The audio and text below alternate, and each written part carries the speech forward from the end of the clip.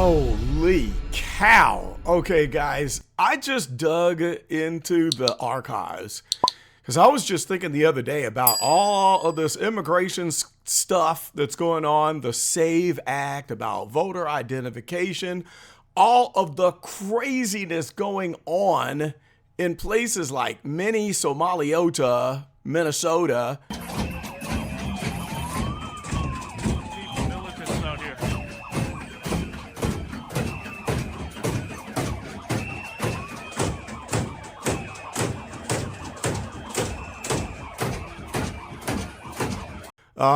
Los Angeles, California, Seattle, Illinois, all of the anti-ICE protests, you know, the mayhem, all of this nonsense, and then people flipping out because they said, well, they killed 2 American citizens, and everybody is all just in an uproar about Alex Pretty and what's her face, the lady that was blocking the street and almost ran over the ICE agent.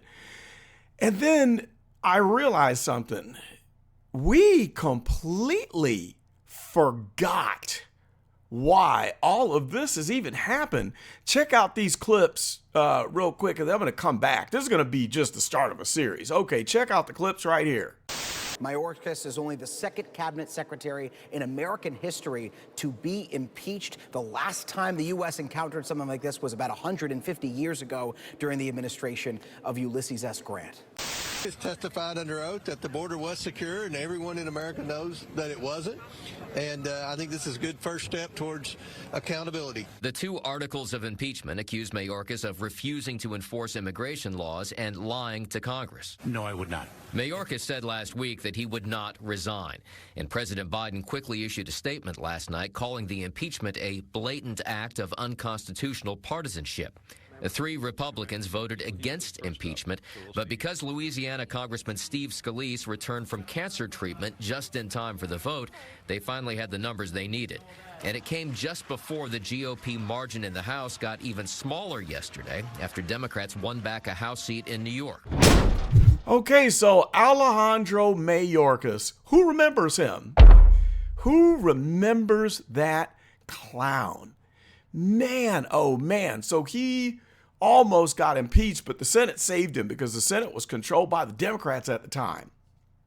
So while we're sitting here fussing about ICE, and you got all these protests where people think that we should just erase immigration law because the Democratic Party has lost its mind and gotten amnesia, because we're going to do some clips of Bill Clinton and also Barack Obama that's going to blow your mind pretty soon, where they're talking the way they're talking, they sound like Donald Trump.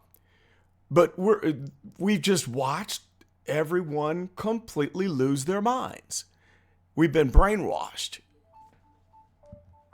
Minds erased. And now all of our attention is on the Antifa protest, the ICE protest, right? And we're sitting here thinking this is a national crisis, but we forgot why it even occurred. And it only happened because of the guy that you saw in the clip, Mayorkas. And it's pretty crazy because as you watch those hearings, then you remember how heinous it was of what they did. And we're going to get into those. There's a couple 5-minute clips I'm going to do in the next videos. But let's think about this. In one clip, he admits that they've let 11 million people in. And then in another clip, he admits that they arrested something like 14,000 smugglers, but he doesn't know where they are. And he doesn't know if they're repeat offenders, if they're in jail, or if they've just been released. He admits all this stuff. And so all throughout these congressional hearings, at the time, we were thinking that there was some international crisis going on, and there's millions of people flooding over the border, and there's nothing the United States can do about it. We can't stop the illegals from coming in. And then all the while, we're finding out that they were actually setting up checkpoints in South America, telling people how to get to Mexico to get to the border, and ignore the fact that if you're from South America and you're trying to get amnesty, you have to stop in Mexico, the next country over. You can't come and get that from the United States. We forgot about that. We swept that under the rug. So all these people came from South America, Venezuela, Chile, all over the place. But then they were supposed to be seeking asylum in the United States. It's not even legal. And then the CBP-1 app was supposed to be their excuse to come in. So these 11 million, actually it's closer to 20 million. 20 million people get in here because the Biden administration and Mayorkas, who you just saw, they brought them all in. And then they gaslit the entire country and they said, due process, knowing that there would be no way in hell that you could give 20 million people due process, that it would take something like 200 years to process all those people through the courts. But people don't realize this. And now we got all of these F-ICE, anti-ICE protests. You know, people are disgusted with ICE. They don't have enough training. There are a bunch of masked agents roving the streets. They're the Gestapo Nazis of Donald Trump.